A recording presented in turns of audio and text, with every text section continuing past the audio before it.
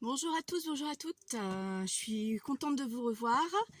Donc je viens vous faire un tuto, un petit tuto démonstration de la planche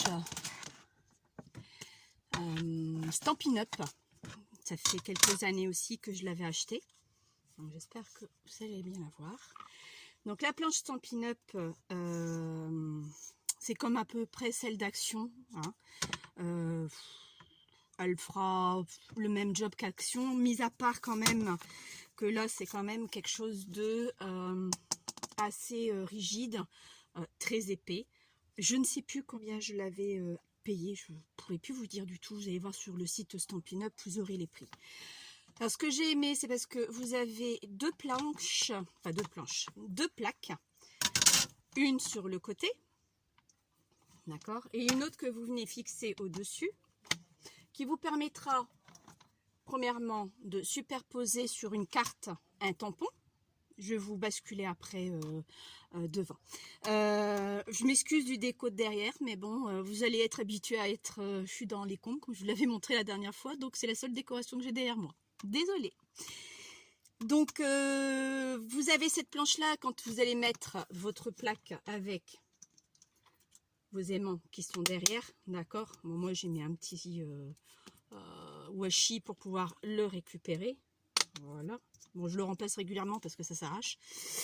Donc là, j'ai ma carte. Je positionne mon tampon de ce côté-là. Et je veux ne pas le bouger et repositionner un autre tampon. Oups, un autre tampon, d'accord. Donc effectivement, Stampin' Up est super par rapport à ça. Donc tout est modulable, tout s'achète, tout se vend. Ils vendent ça même à part. Les aimants également, si vous venez à les perdre. Ils vont vendre aussi un papier avec les graduations que vous pouvez remettre dessus, mais bon, je n'ai pas eu l'intérêt. Vous avez la mousse de chez Stampin' Up pour tout ce qui est les acryliques. Les acryliques, c'est ça qu'on dit? Tampons transparents. Par contre, quand vous avez des tampons mousse, vous enlevez ça et vous travaillez à même la planche. Donc voilà quoi.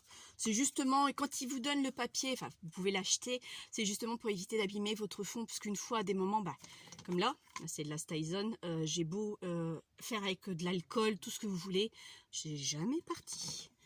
Donc voilà ce que je voulais vous montrer. Vous dire aussi que j'ai pas eu le temps de faire l'album de mon ami X, parce que j'ai fait des autres choses de prévues, donc je le ferai peut-être demain dans l'après-midi avant, ou alors je commence justement l'album et on fera la tranche en U à deux, enfin à deux ensemble, effectivement. Non, c'est pas ça. Donc voilà, c'était ça que je voulais vous montrer encore. Je vais vous montrer un peu comment on fait, hein, il n'y a pas de souci.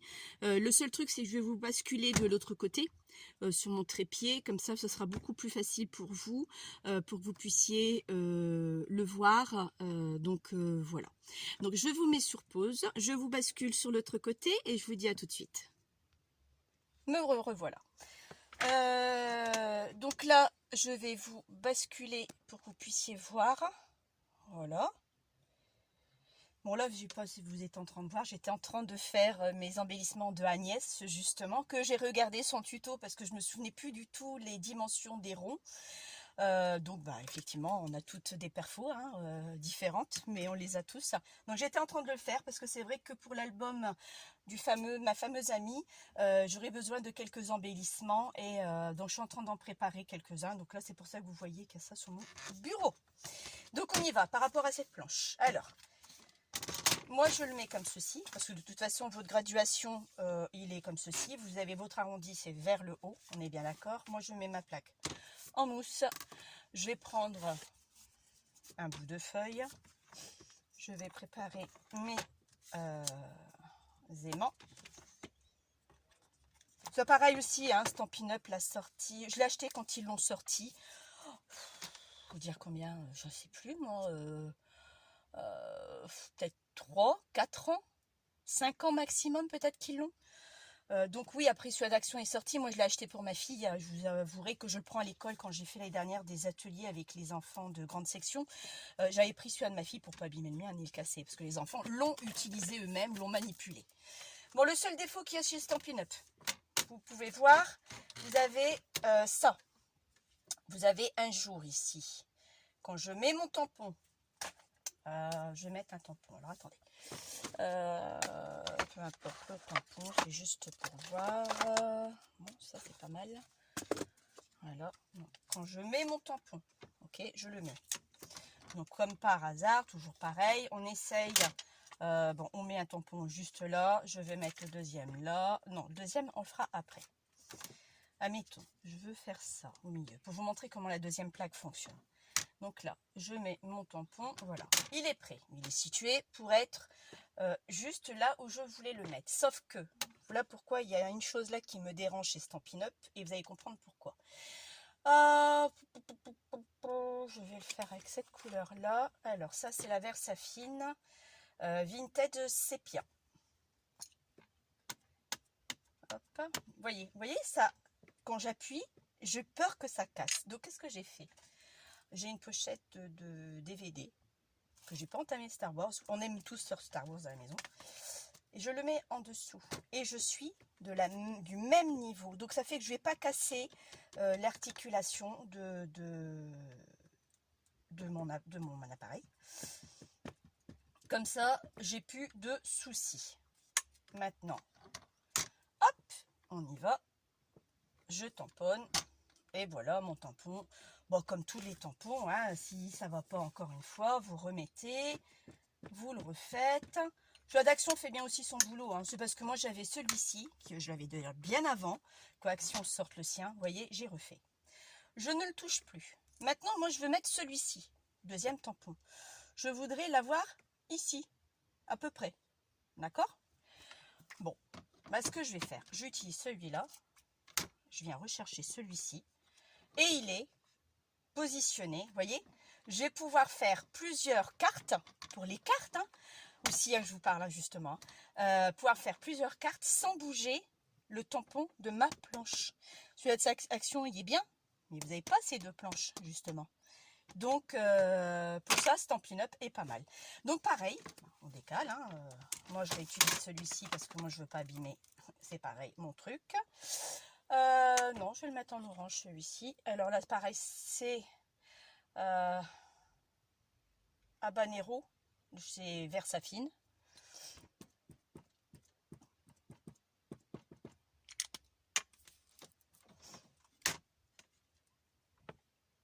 Et voilà. Donc, je sais pas ce que vous en pensez. Oh, c'est un petit tuto, hein, il va vraiment être très court. Donc, voilà. Il y a autre chose aussi que je pourrais vous montrer, mais là, j'aurai pas le temps. Parce qu'il faut que je prépare à manger. Il est 12h20. J'ai mon fils qui s'en va pour 1h10 à un cours de guitare. Donc, il faut que je prépare à manger. Donc, j'aurai pas le temps. À la rigueur, je pourrais revenir demain dessus quand je vous ferai l'album en U. Enfin, le U pour l'album. Je viendrai dessus. Je vous montrerai comment on peut aussi l'utiliser aussi, la Stampin' Up. Bon, après, il y a plein de vidéos là-dessus. Hein, ça, sans problème. Hein. Donc, voilà. Hop. Bon, comme d'habitude, hein, on essuie toujours ces tampons avant de les ranger. Commence à vieillir mes tampons. Mais après, c'est des tampons de chez Action, donc ça rend pas terrible, je trouve. Voilà. Hop. Ça, je n'en ai plus besoin. Vous voyez? Alors oui, par contre ça, tenez-les bien en main. Parce que si vous les lâchez brutalement, ils se cassent. Et alors, pour les décoller, oh, il faut avoir une force. C'est juste incroyable. Ils tiennent vraiment bien. Donc voilà. Et puis moi, je le range là, dans mon petit coin de bureau, là. Voilà. Il a sa place. Il a toujours été là depuis que je suis dans mon atelier. Voilà. Je vous mets sur pause et je vous remets en face de moi. Donc voilà. Donc comme je vous disais, je vous ferai demain une autre, enfin le vidéo pour ça justement.